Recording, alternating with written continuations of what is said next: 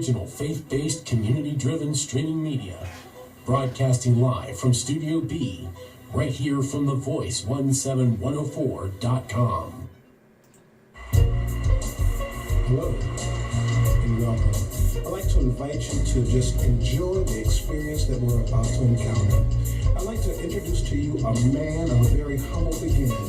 A man that was able to overcome the horrific misclassification of special education.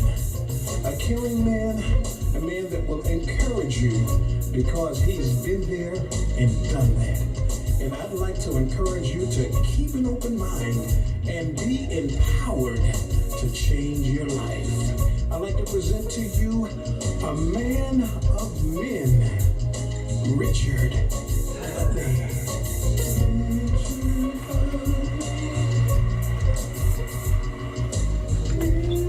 Good evening, and welcome to another Did You Know?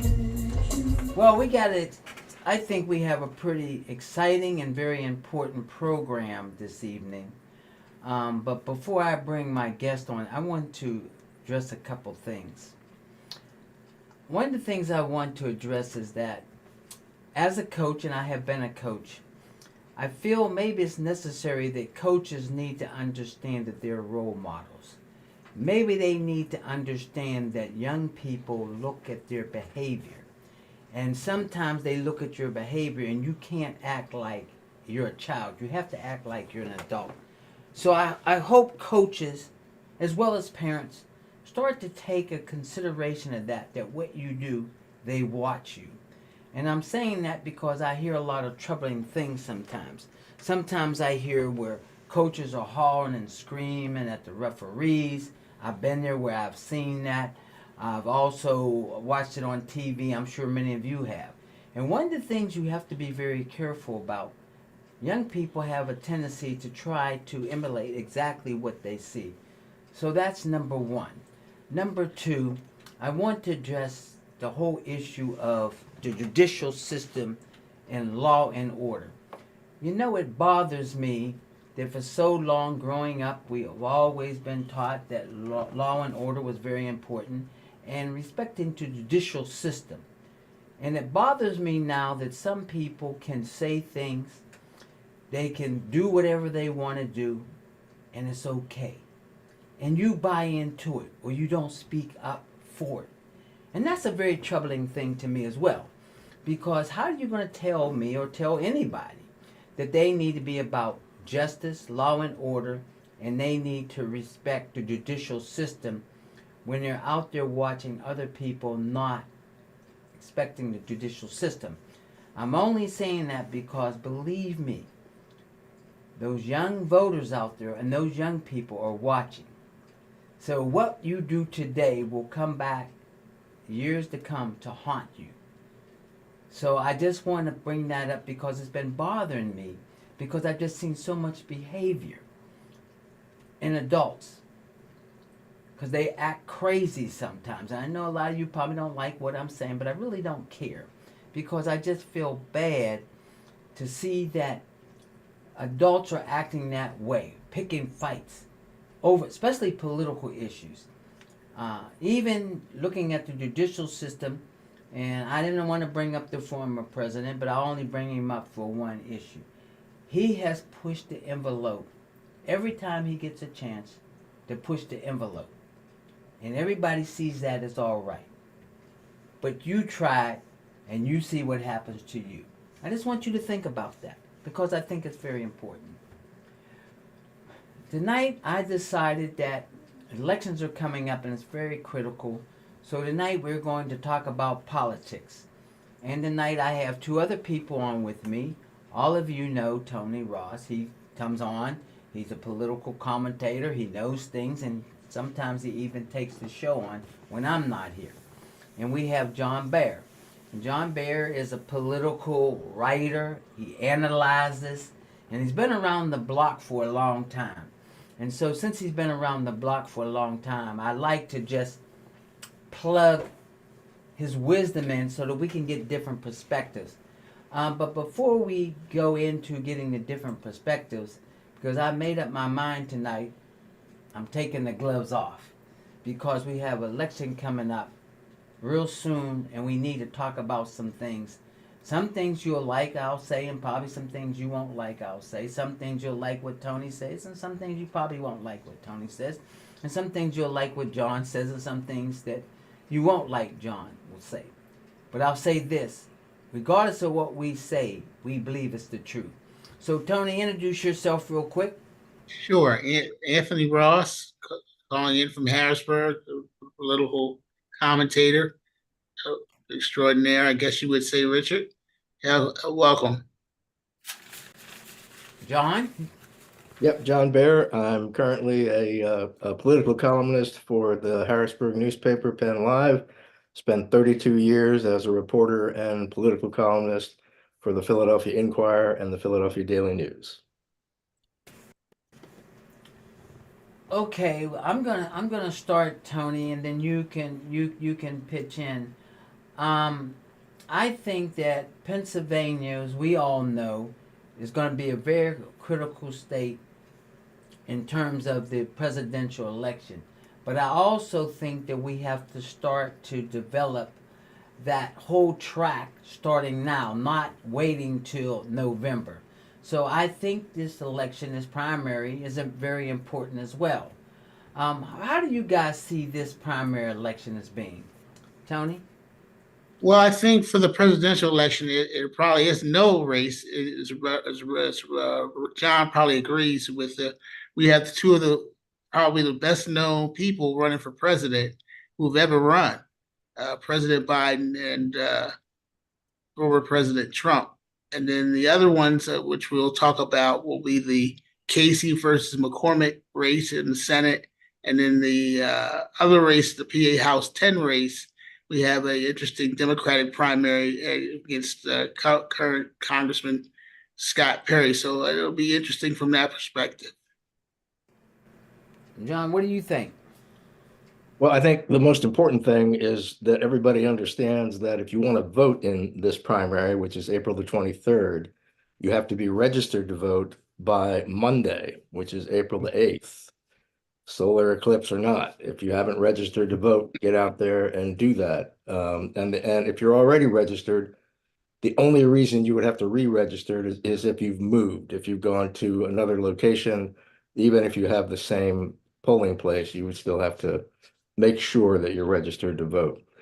Tony Ross is absolutely right. The Pennsylvania primary is meaningless in terms of the presidential election because Pennsylvania politicians are so horrible that they've never allowed us the privilege of having a say in who the presidential nominees are. Our primaries are always way too late to really matter in any time there's a big race. This time there's not for president.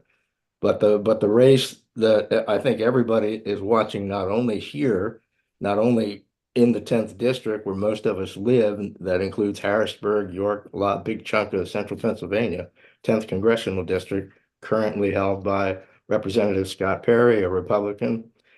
The whole state is looking at that.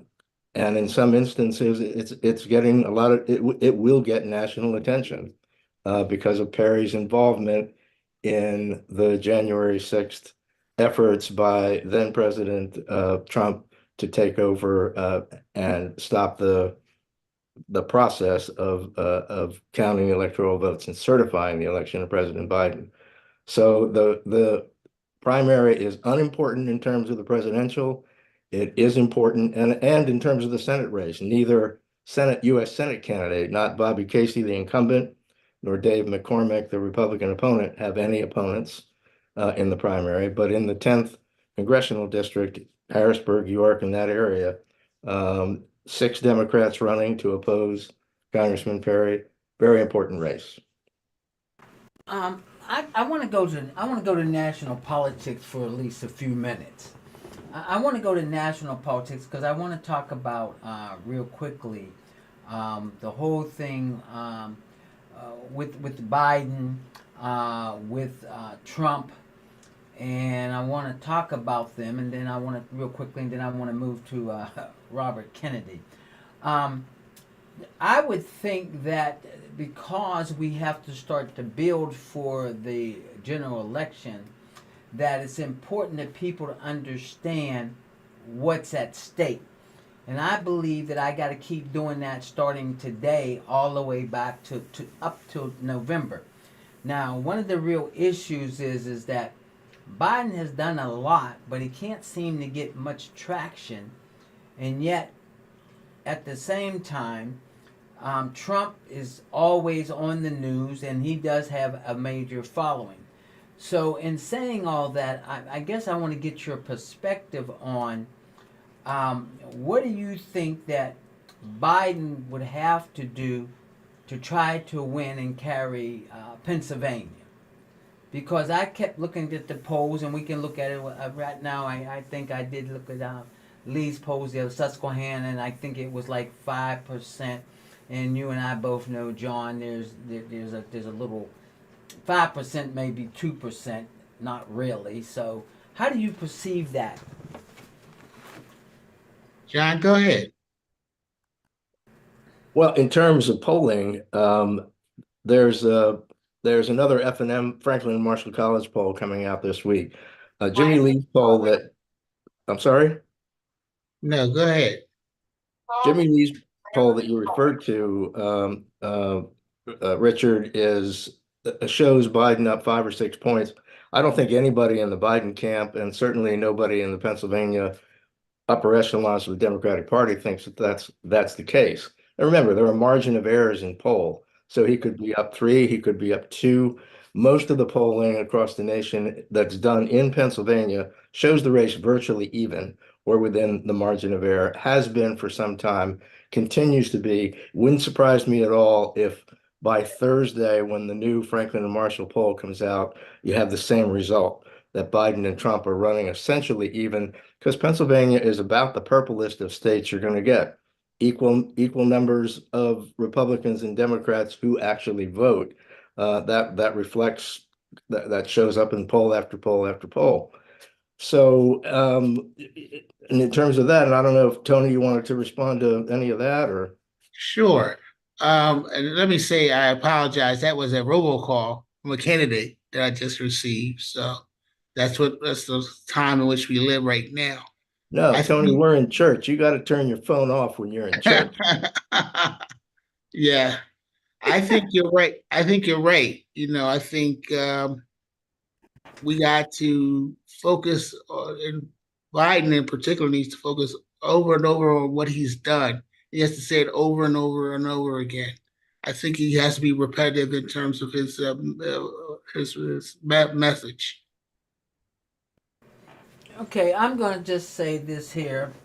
I'm convinced that Biden can carry Pennsylvania, but I also believe he could carry many other states, but they cannot do the normal traditional campaigning lately. They're going to have to do a lot of grassroots. I think in Pennsylvania the key is going to be who gets the votes out. Those who get the more votes out is going to win. And I think we just can't wait till November, but we have to start to developing those strategies right now. And saying all that, I want to flip the script real quickly and say, what do you think about those people? Because I met them. They said they're not voting for Trump. They ain't voting for Biden. They ain't voting for neither one. John, I think in your article you even talked about something of the haters, as you would call it. So that's what you call them. So how do you double haters? So how do you see that? How are we going to be able to try to help that, or what we need to do to try to get those people convinced? Because I am convinced Robert Kennedy is just a waste of a vote. Well, look, you're right about there are a lot of double haters out there. There are people that consistently tell pollsters, not only here but across the country, they cannot vote for Donald Trump. They cannot vote for Joe Biden. And maybe they'll follow through with that. Maybe they won't. I think it's incumbent upon the campaigns, especially the Biden campaign, not only to say what you've done, Tony, as you point out, but to consistently make the argument that, look, what are Biden's weaknesses? They are he's old, he looks old, he sometimes acts old. Contrast that to Donald Trump, who's almost as old, but doesn't act or look it, right? So you have the image of sort of vitality versus fragility. The point I think the Biden administration has to make, and the president himself has to stress, is look, I'm not being reelected to run any sprints, play any tennis matches, or play in any basketball games. I'm running to be reelected to make sure the policies that I put in place remain in place, and then explain going forward, this is what would happen under a second Biden administration. These policies regarding social welfare, regarding medical care, regarding education, these policies would move forward. Whereas if my predecessor is reelected, these policies will be coming into place. So you have to make a choice, not based on the age of the person sitting in the Oval Office, because that person, while certainly it's a burden, doesn't have to do everything. He has an administration, he has a plan, he has a progressive agenda. That's the thing that they need to stress if they want to blunt the effect of the images that voters will see between the two candidates. And I think that, and both John and Richard, that it's really a puzzle. And what is the electorate going to look like in November? And so, as you say, Richard, the Haley voters, they say they'll never vote for Trump. But then on the Democratic side, we have some weakness in the Democratic coalition. And in particular, I'm thinking about the Palestinian supporters in the Democratic Party who have been recently very vocal. In fact, they even disturbed the campaign event in New York. So I think what they're going to have to really do is try to drive out their vote and figure out which one of their voters are coming out to vote. I mean, you're absolutely correct about that, but also I think people better understand something. Right. I understand there are people say the less of the two evils. And John, you hit the nail on the head, because what disturbs me and what I'm concerned about, and I'm very much aware of the bulk of my audience demographics are. And I will say this. We've already saw about Wavy Road. We know that they can go in and dismantle things that's been there a long time.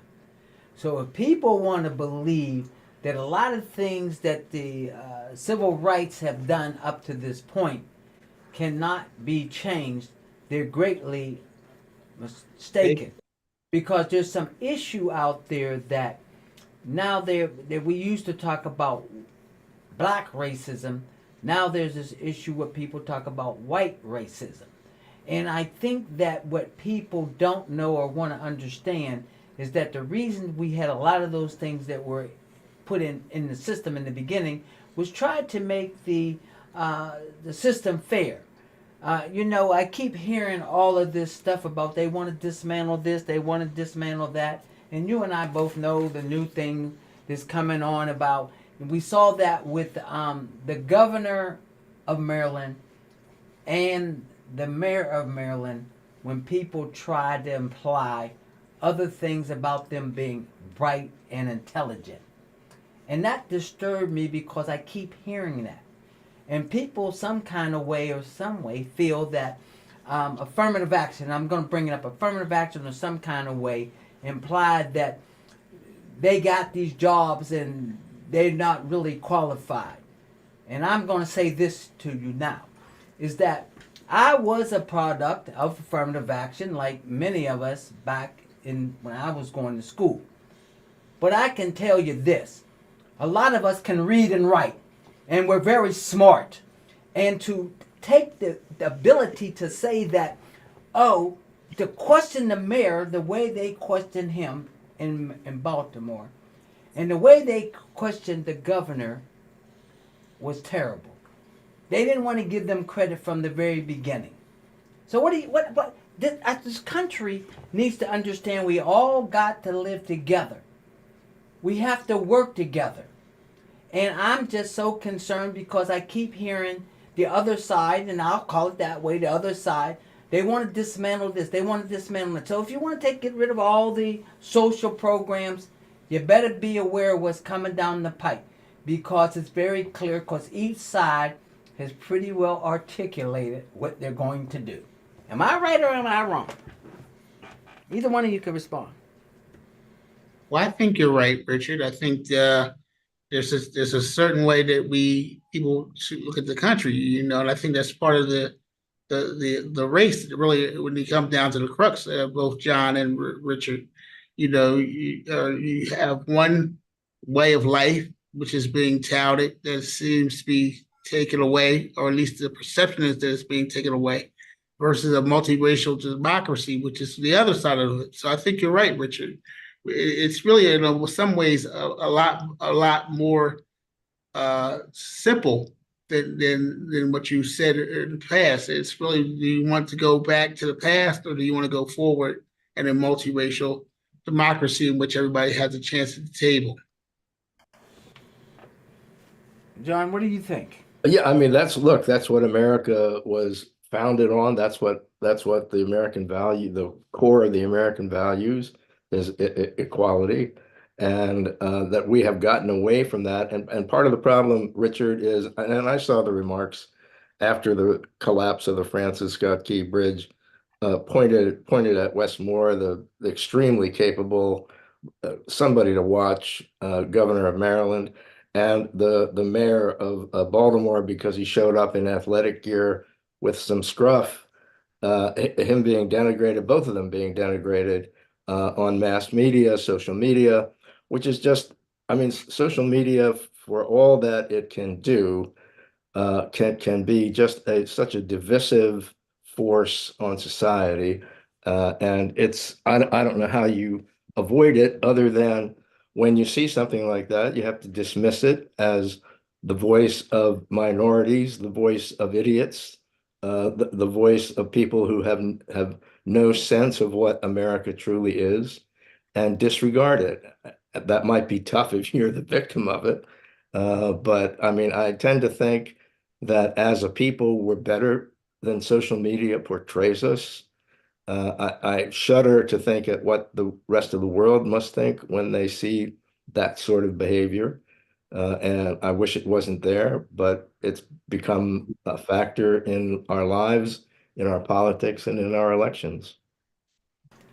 Well, I think that you're absolutely correct. So therefore, my attitude is that we're just going to have to start to call people out. We're just going to have to say it is what it is. And I think that I talk about this all the time. We have to make everybody accountable. I think we have to make the people that we elect accountable. I think it's important that we have to make sure that we elect people that has our vested interest. If they don't have our vested interest, then I feel that we should not vote for them, or vote them out. That's my new thing. Vote them out if they're not going to do what's in our best interest. No longer should we just allow any politician or allow anybody to have our vested interest just to do lip service. Um, Before I get off of the national, is there any other things that either one of you want to say about the national politics? I think that the other issue which we haven't touched on yet tonight, that is going to be big in this election, is the issue of abortion.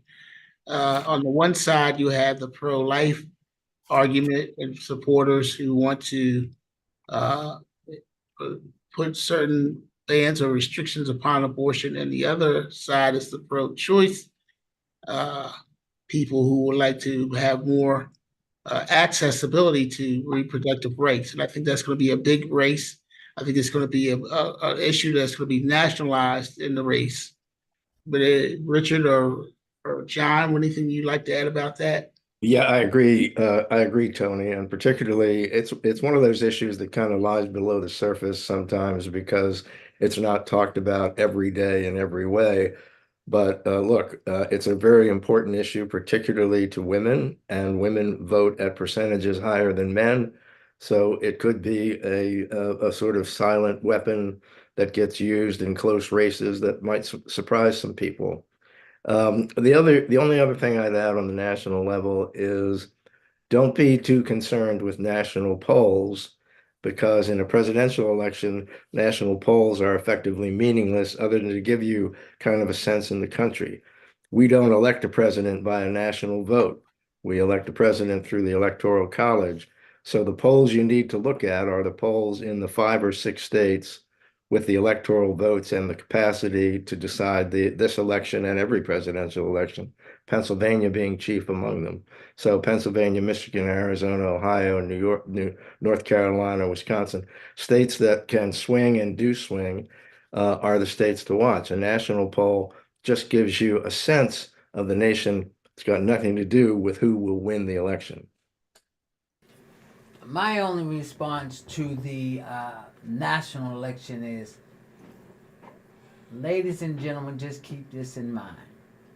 The president is the one that appoints who's going to be on the Supreme Court.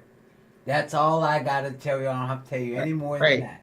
And if you ain't concerned about that, then we're in trouble.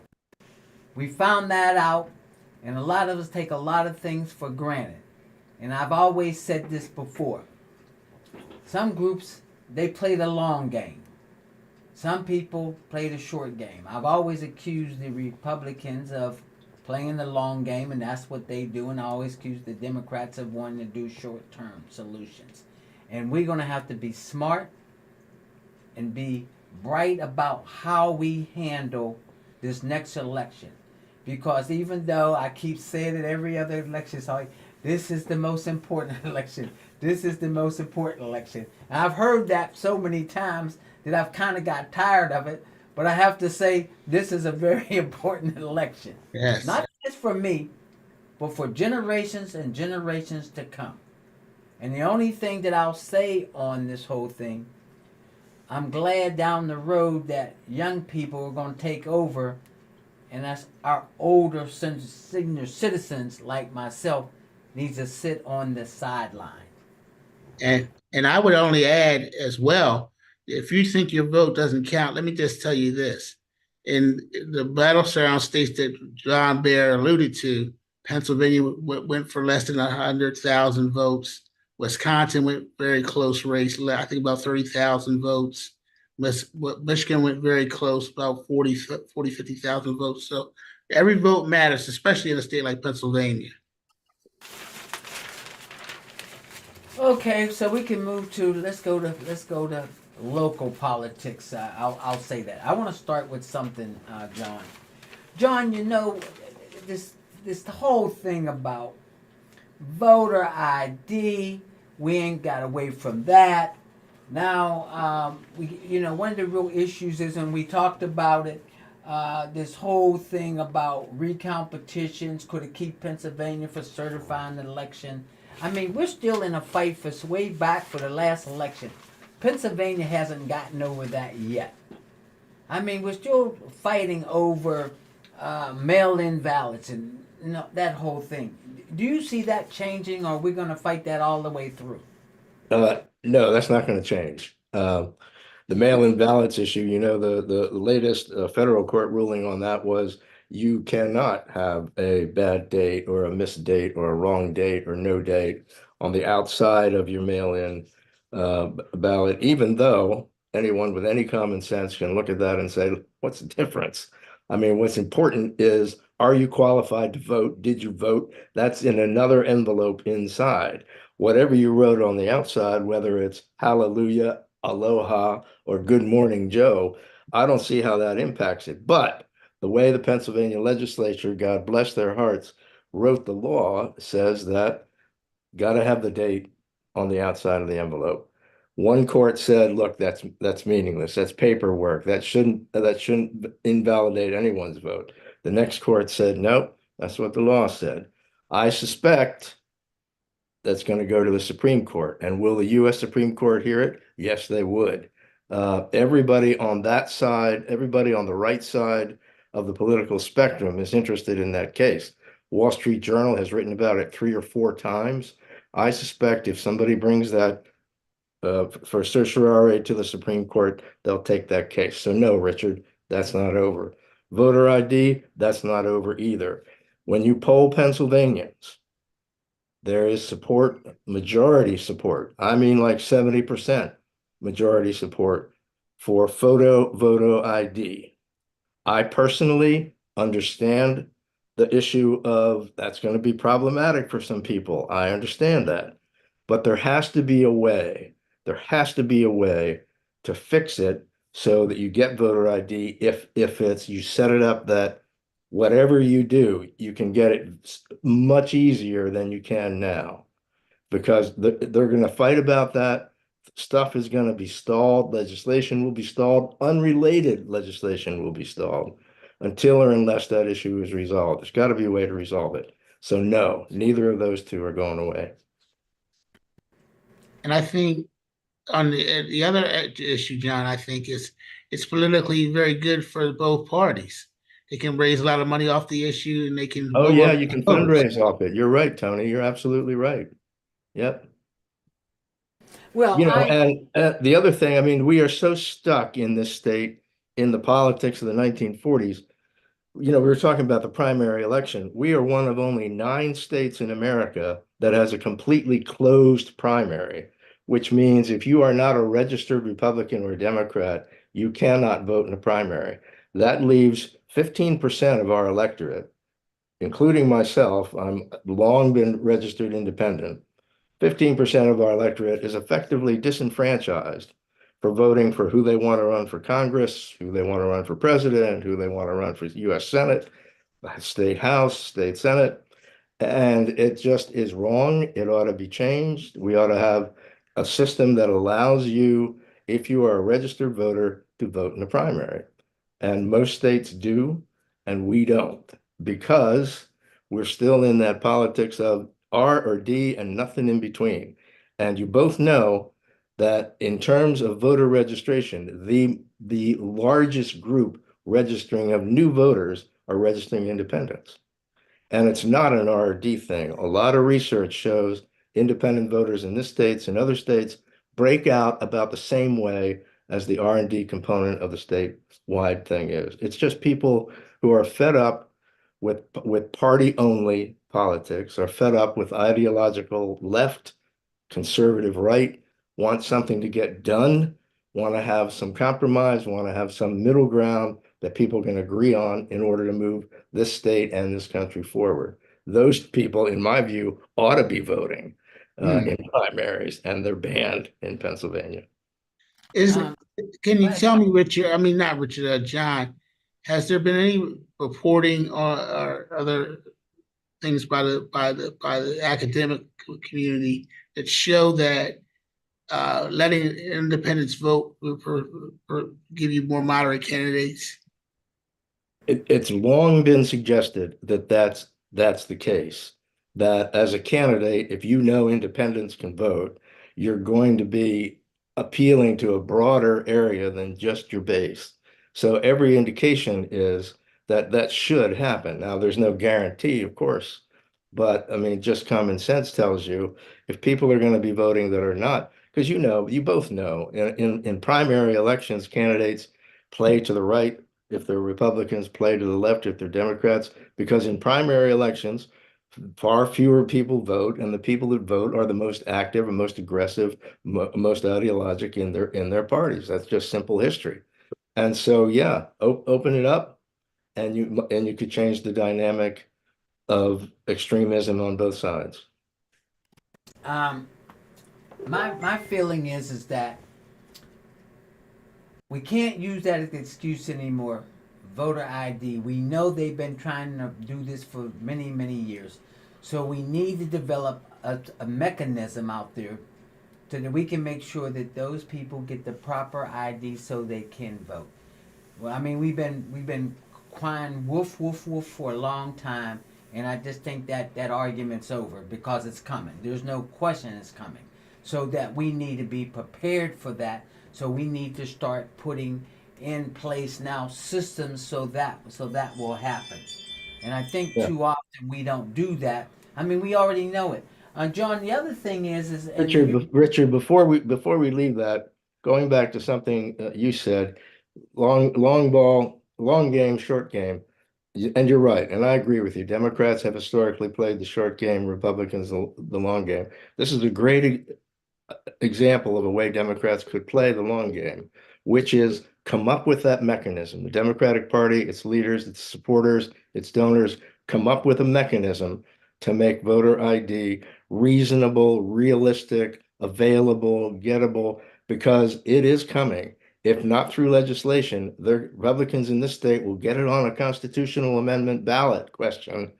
And in a state with 70% support for it, it's going to pass. And they'll make the rules on how it's enforced and how it's maintained. Whereas if Democrats play the long ball game and get ahead of it, they can create the mechanism before it comes. No, I agree with that. That excuse has then ran out of gas now. I mean, we've been talking about voter ID for, I mean, for so long, and I don't know why people think it's going to go away because it's not going to go away. It's And you're not. absolutely right. And I hope that people understand that.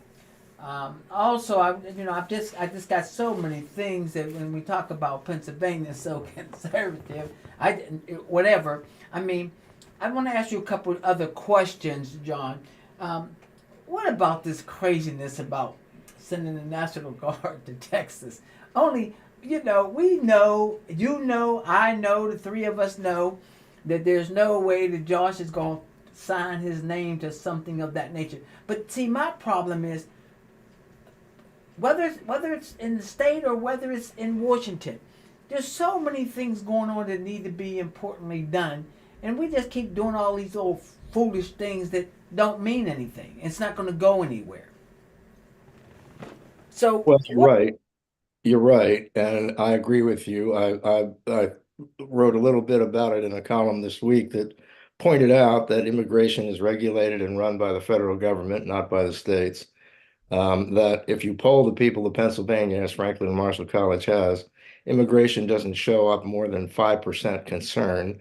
And immigration is used by the Republican Party, and particularly the former president, to instill fear and hatred and isolationism that should not be a part of the American culture. And is it a problem? Yeah, it's a problem and has been and will be because it's nothing that's going to get fixed overnight. But in terms of sending National Guard troops, it's grandstanding. It's playing to the Republican base. It's saying we need to protect our border. We need to protect our communities because of the murderers, rapists, mentally ill, drug dealers that are coming across the border by the thousands every single day. It's an exaggerated issue that raises up in every campaign season, and it clearly hasn't worked on voters of Pennsylvania, who, as I say, if you look at when you ask voters what are the biggest problems in the state today, and you could guess the list. I mean, it's the economy, it's taxes, it's government and politicians, it's education, it's healthcare, and then way down at 3, 4, 5% concern is immigration. And what do we have our political leaders doing? Calling for the National Guard to leave Pennsylvania, go to Texas, and protect us from the villains at the southern border. Let me ask you, John, um, is it at the point that this is just an issue that people grandstand on? I go back to the president and the Congress or the Senate earlier last year, who the Senate basically Democrats and the president basically gave the Republicans whatever they wanted. They gave them whatever they wanted to pass a bipartisan immigration package, and the Republicans in the House voted it down. So is this just that? Do you see that as it doesn't matter? It's just an issue that people run on. Absolutely. I mean, if there was genuine concern about it, they would do something about it. But it's such a good campaign issue, and it works. I mean, unfortunately, it works. The president was the former president was in Michigan today. What was his message? Immigration and the border, and how awful the Biden administration has been on the border. Every administration has been awful on the border. It is a real problem that needs to be fixed. There was an opportunity to begin fixing it. But what's more important? Well, that would be the upcoming election. And so we're just gonna let that slide. We'll get to that later. So that's how it works, Tony. You know it as well as I do. How do you see Pennsylvania addressing this whole educational, and we talked about education and stuff, and how do you see, John, the governor's whole budget process, or where he's trying to take Pennsylvania to? Well, now I mean, they don't have a choice. Now they're under a court order to bring some semblance of equality to the statewide public school education that has essentially been gypped for 40, 50 years. So they have to come up with money to do that. In terms of the budget, I don't see much difference between this year and any other year when there's a Democratic governor and at least one chamber of the legislature controlled by a Republican, which is Democratic governor asked for the moon, and they might give him a meteor or two. So we're going to go through that horrible, endless July process when this number doesn't work, that number doesn't work. Governor Shapiro, Democrat, will get something. He'll probably get more than usual, and that's because of the enormous $14 billion surplus that the Pennsylvania legislature is sitting on, thanks largely to the federal COVID money from the Biden administration, and the tight reins that the Republican Senate has held on spending it for the last few years. So there's a lot of money there. We'll find out how facile, how good a negotiator Shapiro is this year. He's not up for reelection for 2 years, so that shouldn't jump into it. Half the state Senate, and all of the House are up for reelection, so they'll want to get home to campaign. So that might be some encouragement to get a little bit more done. But I don't think there'll be, I mean, Shapiro is not going to get the massive amounts of spending that he wants. He wants another $3 billion. I don't see that happening, but maybe half of that, cut the baby in half and move on, everybody go to the beach. Maybe that'll happen. I don't know. I haven't yet taken a look at the landscape. It'll be a little bit clearer after the primary and once they get into end of May and June. John, let me ask you, the governor at one point in time when he first got into office was a supporter of vouchers. I guess he still is a supporter of vouchers in some way, shape, or form. And he decided not to support it in the budget proposal last year, mainly because of the House Democrats, as I understand it. Is that basically dead? Might it come back? What do you see about that? Yeah, that's another one that's not going away, Richard. It's a good question. I mean, it's still out there. Uh, Shapiro has said he would endorse some form of a voucher system. You can massage that into anything you want. I've always wondered why he or others haven't used it as a great bargaining chip to get something Republicans have been reluctant to give up, such as an increase in the minimum wage. I mean, I'd trade that even up any day. But again, that's an issue that really divides urban and rural lawmakers, as most issues do that have to do with the social welfare. But I think there's a way to do it, to allow at least some pilot programs around the state on vouchers in exchange for something like a stepped increase in the minimum wage. Okay, let's talk about the of course we got a congressional race here. You got Scott Perry, you got a group over here that's running, and then you look at Pittsburgh over there, where you got the young lady in the western part, Lee. So how do you see the balancing of these things coming out? And I'm asking you, John, on 2 points. I want to ask you about the Congress part, and then I want to ask you, in real, do you believe that Pennsylvania could flip to the U.S. Senate? I mean, to the state Senate. To the state Senate. Yeah. On the state Senate question, that has always been the Democratic Moby Dick. I mean, cycle after cycle, we get word from the Democratic State Senate Campaign Committee or the Democratic minority leader saying, look, I think that there are 4 or 5 seats out there that we could flip and then gain Democratic control of the state Senate. It's happened again and again and again. It's happening right now. Democrats think realistically, they have their numbers are what, 28, 22, so they need to flip 3 to tie, 4 to gain control, 4 seats. 4 seats in a state senate like ours is a lot of seats. That's a tall order. I don't care who's telling you something differently. That's going to be a very difficult get. Could it happen? Sure. We don't know what's going to happen at the top of the ticket. We don't know where the state's going to be in October, at the end of October. Anything's possible in politics since 2016, in my view.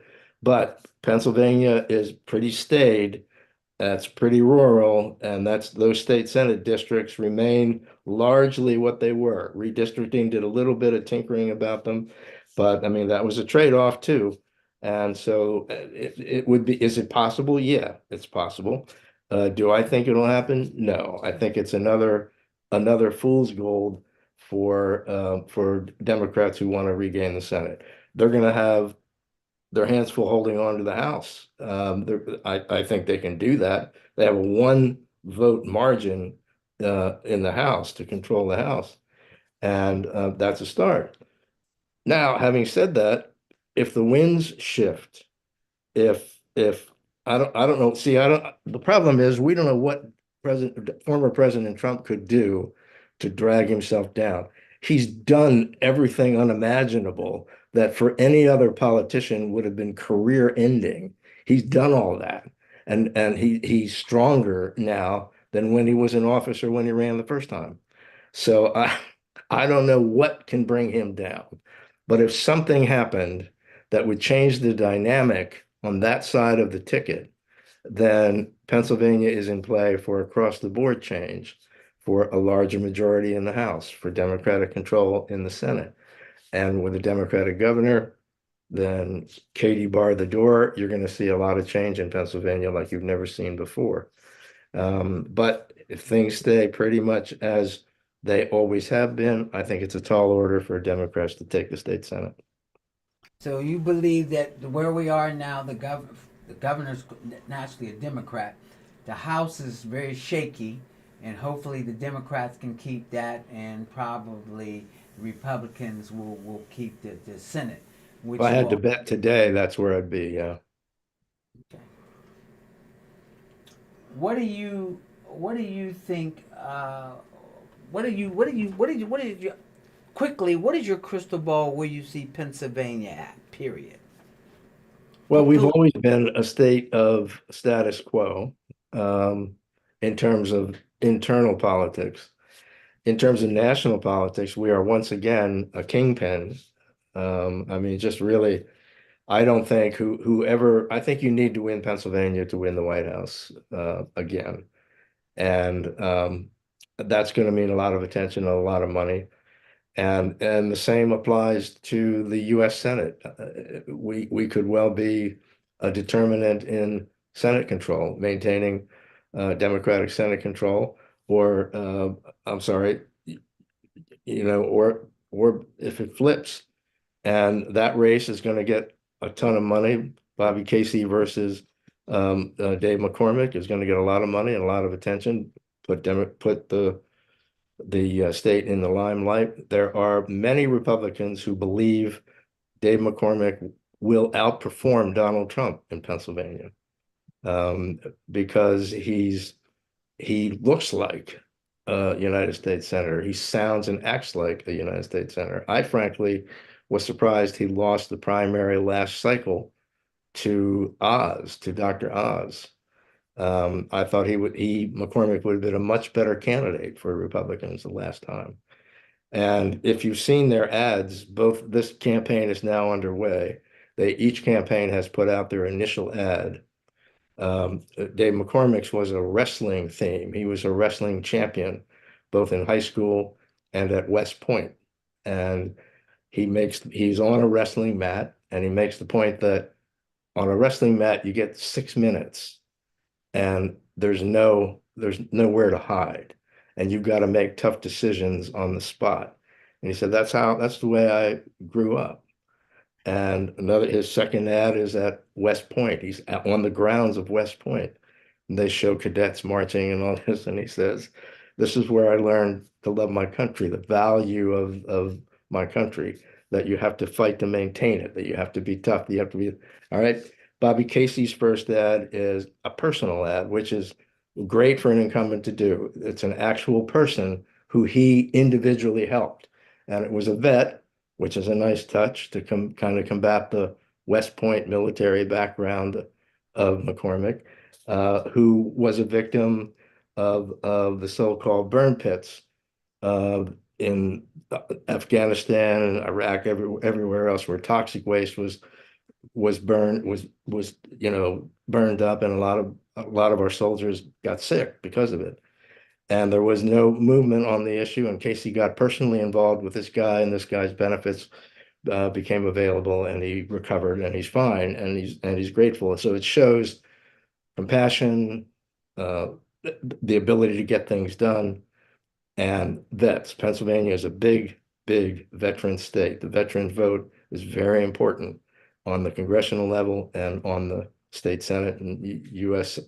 Presidency level. So 2 good ads. That race is so far, Casey leads in all known polls, but it's not by a lot. It's between like 4, 6, 8 points. And again, figuring a margin of error, it might even be a little bit closer than that. So that's going to be a very good race to watch, very tough race to watch. Having said that, Casey's name is legacy in Pennsylvania. Tony, I know you mentioned, look, there's nobody alive that remembers his father. His father was a 2-term governor way back.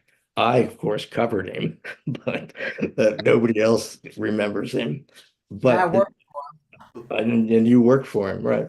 But I think that it's not so much that you knew or even remember him, it's the fact that you know that it's a family that has dedicated its life to public service, and he's an extension of that, and he's certainly made a name for himself on his own as a 3-term U.S. senator, now seeking his 4th term. So there's a lot of advantage to being an incumbent, and he benefits from that. There's still, in my view, a lot of advantage to the Casey name, and he benefits from that.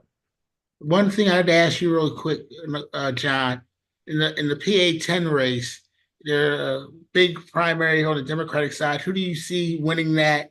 And really, whoever comes out of it, do they really have a conceivable chance to defeat Scott Perry? It seems like people always say that they could knock him off, and they always seem like they lose. So how do you Yeah. see that?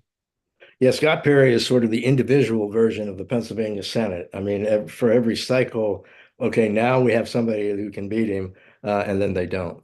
But that district is softening up a bit, Richard, I think. I mean, the registration numbers currently are, it's like a 5+5 Republican. It's like 44% Republican, 39% Democrat. But there's 68,000 plus independents in that district, in the 10th congressional district, who even, who knows where they can go. They could decide, independents could decide that race. So right now, among the 6 candidates, all of whom are impressive in one way or the other. I mean, it's really a nice, interesting field. There isn't a dud among the 6. I mean, any one of them could make a good race.